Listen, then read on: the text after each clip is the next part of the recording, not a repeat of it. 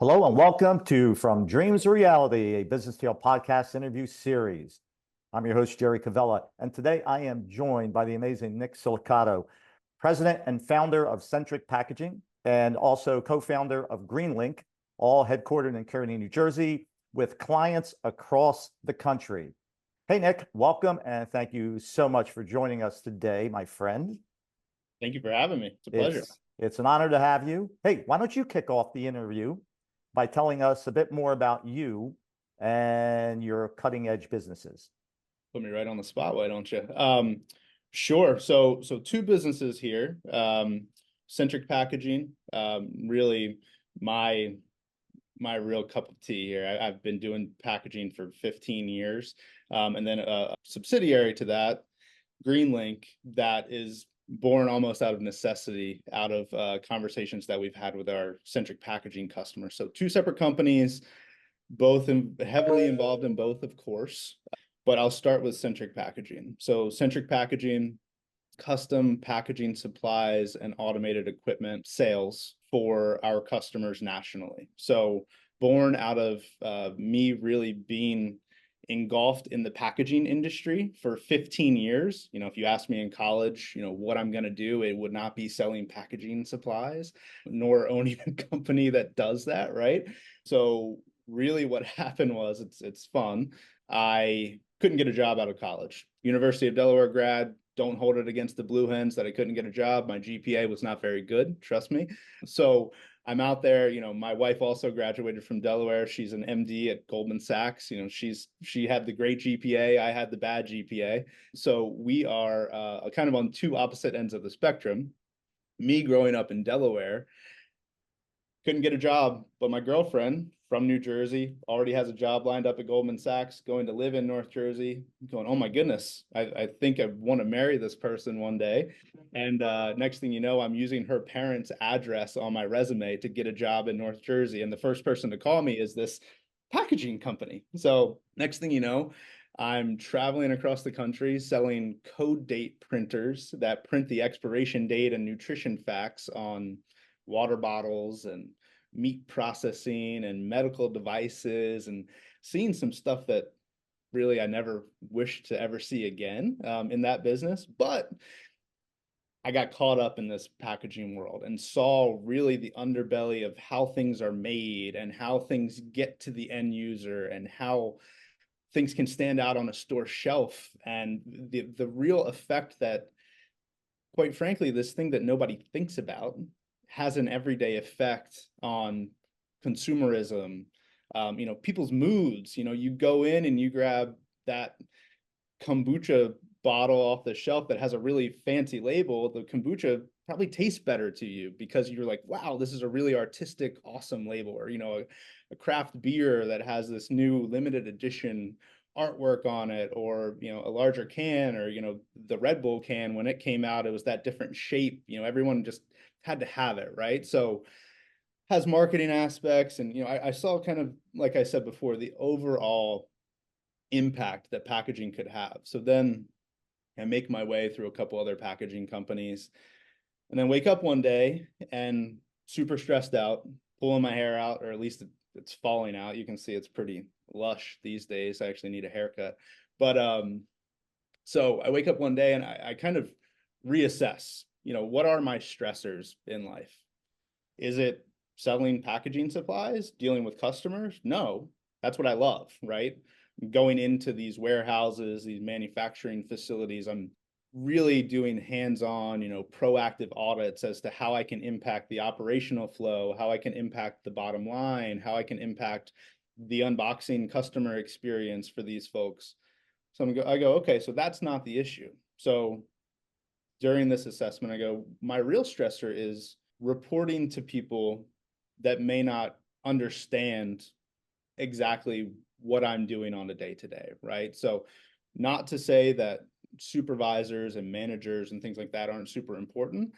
Personally, that was my bigger stressor. When my manager would call me and go, hey, what's going on with account A? And I would say, hey, I was just there last week. A competitor came in, they're showing this great brand new product. Hearing the disappointment or feeling like I had disappointed that manager was my stressor. different for everyone, I'm sure. Me personally, that was it. So that's what drove me to start Centric Packaging. So at Centric, our real main goal is to differentiate ourselves with white glove service, presenting new ideas, working hand in hand with our end users and our customers to really help them achieve their goal. We work against, on a competition level, a lot of larger companies that are much more transactionally based, right? Which happens all the time. I hope Centric gets so large one day that we kind of have that reputation as well. But right now, in our overall foundation of what we do is we offer hands-on white glove service to our customers, which they have really bit on so far. So it's been a tremendous success thus far. Customers from previous companies, new customers, organic growth through other folks changing positions, going to other companies.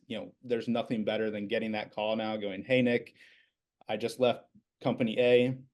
I'm now at company B. I know you can help us here. Please come in, right? So that's what I live for, and that's why I started Centric, and now it's actually happening. Secondarily, not necessarily less importantly, is our software company, GreenLink. So co-founder of GreenLink, which, like I mentioned before, was kind of born out of a necessity with conversations from our customers, right? So customers, back to that marketing aspect of it, the unboxing experience. You have customers that are shipping these $1,000 pieces. We're working with high-end watch companies that are shipping $15,000, $20,000, $25,000 items. When you get that shipped to you, it better look perfect. And when you buy it again, you really want it to look exactly the same, right? So our customers were coming to us asking, hey, we have a lot of temp labor in here. We're spending 3 to 4 weeks training our internal packers and operators on how to set up equipment, how to pack these boxes, how to fold the tissue paper a very specific way, where to put that label on the inside of the box. When you get that Prada handbag, is this label in the same area that it was when, the person bought the Prada handbag 6 years ago and they're refreshing their wardrobe now, or is it a totally different experience? So that's where GreenLink was born. So what we do with GreenLink is we give our customers the ability to actually visually put the consistent packing instructions at the pack stations for the packers. Same thing with machine operators.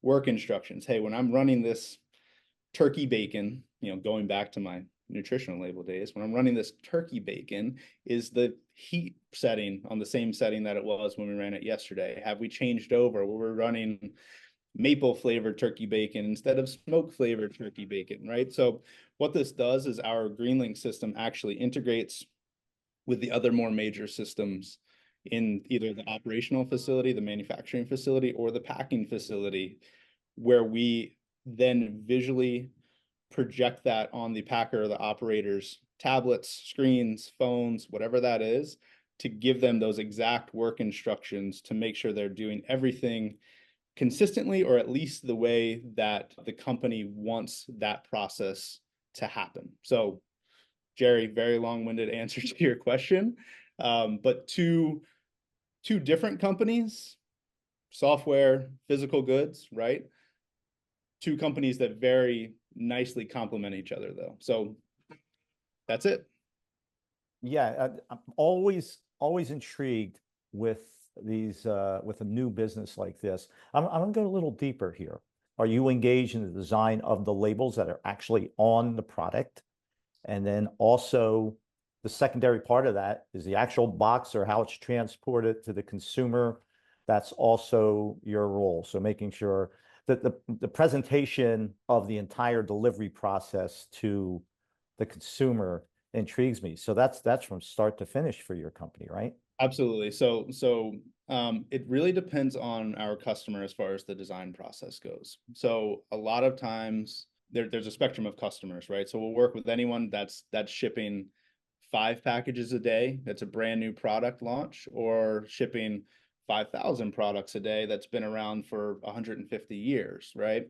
So when we talk to the 5 packages per day, brand new product, it's, hey, Nick, help, right? Hey, Centric, help. we want this is a competitor of product A, B, and C. We want to compete directly against them, but we also want to differentiate ourselves, right? So that goes oftentimes to those, think craft beer or kombucha, those are those really funky, artistic labels right now, or the different bottle shapes, or the different cans, or you can buy it in a growler, or you can buy it in a a really small, kind of like a White Claw or an energy drink can. So that's the full spectrum. So it's more of a guidance on our end rather than a strict development, right? So it's working hand in hand with marketing teams, graphic designers. We have a sales rep who does a phenomenal job at this. Really, anytime there's a high print, high graphics project that comes along, she just nails it. And she's in there, she's reading for typos. You have graphic designers that are more concerned with the more macro of, hey, what do these colors look like? Is this going to stand out on a shelf? And then we're going through to make sure, there's a it's a 16-ounce bottle, and it actually says 16 ounces rather than 61 on the label, right? So we're kind of that last line of defense before we put it through the manufacturing process with our manufacturing partners to make sure that everything is going to be perfect. And then so that's that primary package, right? That's what you're going to see on the store shelf. So yes, to answer your question, we help with all of that, but then it goes all the way through. Okay, we have this. How the hell do we get it to our customers? Is this gonna sit on a store shelf, or are we gonna do a limited release via e-commerce of this kombucha that needs to get delivered from New Jersey to California? And does it need to stay cold?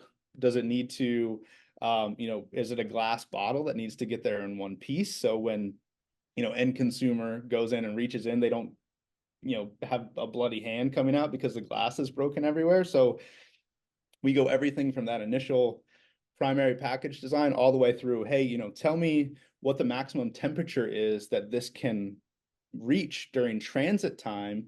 We'll get you a thermal liner that will insulate this for you with the right amount of coolant, the right type of coolant, whether that's a gel pack or dry ice, with the right strength of box, with the right strength of cushioning inside of the box to make sure it A, gets there in one piece, B, gets there and it looks really good. We want that label that we've designed for you or helped you design to still stand out. And then C, to get there and have a good customer experience when they actually open it up. I don't think I'll ever look at a product again the same way. Thinking about everything that goes into it from start to finish, even to that final box. And you mentioned the tissue, the way it is folded within the box. Amazing stuff. And like you said, psychologically, that has a positive effect on people to the point that maybe the packaging even affects the way they taste something or see something. So being a person that came from the corporate world into the entrepreneurial world, let's talk about some of the challenges that you faced early on when you launched your business. Probably the biggest challenge was presenting to be a large competitor, right? So we go against a lot of publicly traded companies. We go against folks with 150 locations. There was just a merger in our business. Now somebody's going to have 300 plus physical locations across the country. You're talking, 65 to 80 locations just in the state of California, right? So when we go and when we're talking to these other brands that are saying, hey, we're working with company A that's on the stock exchange, why would we ever work with you?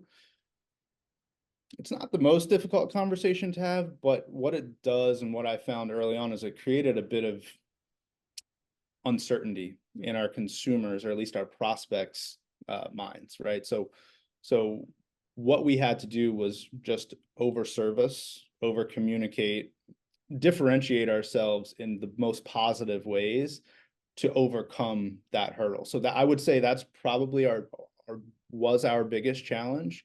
Now we've become part of a national network with the Packaging Distributors of America. So we don't really have that hurdle anymore. We have 90 physical locations that we can pull inventory from.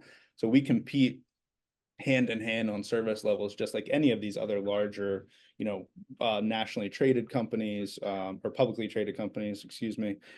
So over time, we have overcome them. But for the first year, 18 months, even contacts I had from a past life were like, hey man, I'll give you this little piece of the pie just to prove yourself. And then it was kind of that land and expand, okay, let me knock this out of the park. I'm probably going to lose money on this just because I'm going to service the living hell out of you on this one piece of what you're currently purchasing. Let me get the rest of the pie once it eventually gets to that level, right? So, over time, almost all of those customers, we all have those tough customers, but most of all those customers where we've proven ourselves have become completely confident in handing over the rest of the business, or at least the majority of the rest of the business to us. But that was our, kind of a small fish in a big pond was our initial big challenge there. Mm-hmm. Yeah, and you had previously mentioned a white glove approach to dealing with your customers. Give us a little insight. What's that look like from your standpoint? What's the white glove approach, and how does that separate you from the competition? So, good question. The white glove approach is really getting FaceTime with our customers, right? So there's nothing more valuable in my book than FaceTime with our customers. What we find oftentimes is when we actually visit or communicate with our customers face to face, sometimes we can't do that all the time, but we come across new challenges that they're having that they may not even know that they're having, right? So the first aspect of that is, every 2 weeks, I like to see my customers that I can get to on a 2-week schedule, right? So I'm on that cadence with, I still carry my own personal book of business as far as customers go. So we have reps nationally, but who all have their own customers, but I still love selling, right? So I'm still going out every 2 weeks and I'm on a pretty repetitive motion, seeing all these folks. And you'd be shocked at them going, oh, hey, I'm glad you showed up here. And they hand me a box, or they hand me I've gotten Versace vases before, and, wine glasses from Tiffany, where they're like, hey, we're having a lot of damages with these. And this wine glass costs $900. And you're like, okay, I'll work on that for you. So just that, out of sight, out of mind with your customers is something that I find should never really be an issue, right? Get in front of your customers. And that can be via Zoom, that can be via phone. It's good for us because we are consistently delivering product to our customers because it's necessary to their operation. So that's step one of the white glove. Step two is actually proactively showing new ideas to our customers, right? Rather than them coming to us and handing them those boxes, we go and say, hey, are you having an issue shipping those wine glasses, or is everything okay? 9 times out of 10, everything's okay. But every once in a while they go, oh yeah, we are. Do you have anything like this? And then we'll take that back. We'll do that new design. I just had one pop up where they're like, hey, we're shipping cable boxes, but we want to be completely sustainable. Sustainability is a huge topic to us right now. They're using a plastic product. We have this brand new product, all paper-based, made out of corrugated, curbside recyclable. Blew their mind. You'd be shocked, right? So it's almost like you said before, I'll never look at a product the same way. You'll never even look at a box the same way, really, because you're looking at this and you're going, oh wow, like this die cut box with this. You think next time you open a Dyson vacuum, or next time you open something from IKEA, it has all these small die cut individual corrugated parts that go into it, and somebody probably spent a week designing each individual part of that to make sure that it does exactly what it needs to do. It's really interesting. And then that's that second part of our white glove service. We want to be those. We're going to trade shows, finding the new equipment, we're finding the new solutions, finding the new products that we can present to our customers who, they're running manufacturing and shipping operations. They don't have time to go to these trade shows a lot of times. So we need to be their eyes and ears to say, hey, I saw this. I think this would work best in your operation for reason X, Y, or Z. It's either, efficiency gain, unboxing experience, marketing gain, sustainability gain, or cost savings. A lot of times you can get 3 or 4, or you can get 2 or 3 of those out of the 4. So again, it's the white glove service, and that's our real differentiator against the other folks in our industry. Yeah, and it's great because we talk about, creating this position of market dominance. And like you said, you were, quite frankly, a small fish getting into a large pond with a lot of competition. But good businesses do find a way to differentiate themselves. And like you said, you sacrificed a little initially, maybe on profitability to make your mark. But, obviously that was a great strategy and it's working for you. So congratulations on that. I want to move towards team. So building a successful business often involves building a great team. That's obvious. I'm intrigued by your team because there's a lot of elements going on in your company. What are your thoughts first on team building and finding the right people to work with? Great question. Timely question, based on some things we've been going through here recently. Honestly, we're still working on that. That's somewhere that we haven't. I can't say that we've dialed that in. We're in a very interesting space where most of our team are independent sales folks, right? And so with that comes a lot of different personalities, just like anything else, but a lot of strong personalities, a lot of opinions on how to approach customers as well, right? So when I talk about that, 2-week weekly cadence, we may have sales folks that feel differently about that, which really, honestly, I'm learning to come to terms with. There are other very good ways to be an outside seller, and I need to work on that more because, I'm emotionally invested in this as well, and I want every customer of Centric Packaging to have the experience that I think they should have.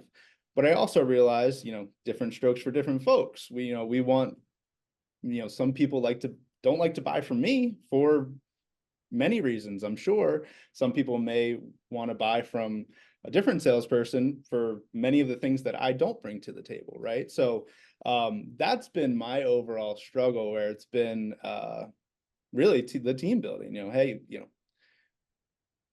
I have to accept that not everybody's going to do it the exact same way. We can train and we can give as much guidance as needed, but not everything's going to be adopted. Not everything's going to be put into practice. And again, that's okay. Ultimately, we want all of our team to be successful. We want them all to sell as much as possible. How they get there, I just have to kind of loosen the reins a little bit on that one. Yeah, and you've brought up such a great point that we really talk about in most of these podcasts is from an ownership standpoint, are we self-aware enough to allow our team to be successful as they could be? And what you represented was a form of humility to say, I'm going to step back and see exactly what their ideas are. And you've made a determination, hey, they've got some good ideas, and let's incorporate that into the process. That's important. Frankly, a lot of business owners, whether it's ego or just so much focus on the model, do not deviate from their routine, even when they may readily admit that, well, the routine's a bit flawed, but we're going to push through. And we wonder if that's the best scenario that we could follow. So the ability to first be aware from an ownership standpoint that maybe some changes could be advantageous is a good one. So, thanks for the insight on team. I'm going to move to another topic, and that's how do you maintain a work-life balance as a business owner? What are your thoughts on that? I honestly have had a better time, an easier time maintaining a better balance as a business owner than I did as an employee. I don't know how often you get that on this podcast. I mean, I know you have folks all different ends of the spectrum, those that live and breathe work 24/7, those that maybe are a little bit more relaxed. I'd probably fall somewhere in the middle of that. Work-life balance is a bit forced upon me at this point because I have a 2.5 and a 5-year-old and a wife that has a very demanding job, right? So what I've done is I've actually carved out recently, with a 2.5-year-old, he didn't really sleep very well until he was 18 months old. So I didn't really go back to the gym for probably 4 years, from my 5-year-old being 2.5 when we had our son. It was tough, lack of sleep, lack of physical activity, starting a business, all in this, mix. So it's kind of a trifecta going on there. So I actually leave the office every day at 3:45 and I go to the gym. So 5 days a week. I certainly don't have a six pack. I don't have any of that. It's more for mental sanity more than anything, because there's so much noise during the day, right? So again, this work-life balance, I've found is a necessity. Again, this is all personal, right? So I don't say that I'm doing it right or doing it wrong, but it's a necessity to keep me waking up in the morning excited to go back and be a business owner, right? Because I can kind of turn it off. 3:45, I'm still doing emails and things like that at the gym, but then 5 o'clock, I get home, it's kid time. 5 o'clock to 8, no phones. I try to do as little as possible. 8 o'clock, if I have to clean something up, sure. I'm asleep by 9:30. I barely catch halftime of, the Jets game. I did catch halftime of the Jets game last night, but I barely get there. When football season starts, I wake up to 40 text messages from all of my guys in my fantasy leagues, but I've been out for 3 hours. So work-life balance is very important. I probably err on the side of more life than work, right? More personal time. But I've just found that it's the only thing that really keeps me sane and keeps me excited to go after it every day. Great, great. Thanks for your comments on that topic. Again, I'm going to switch gears on you. We've got a few more questions. For many entrepreneurs, they have mentors or sources of inspiration. So, in your life, who has influenced you in a positive way and helped contribute to your entrepreneurial growth?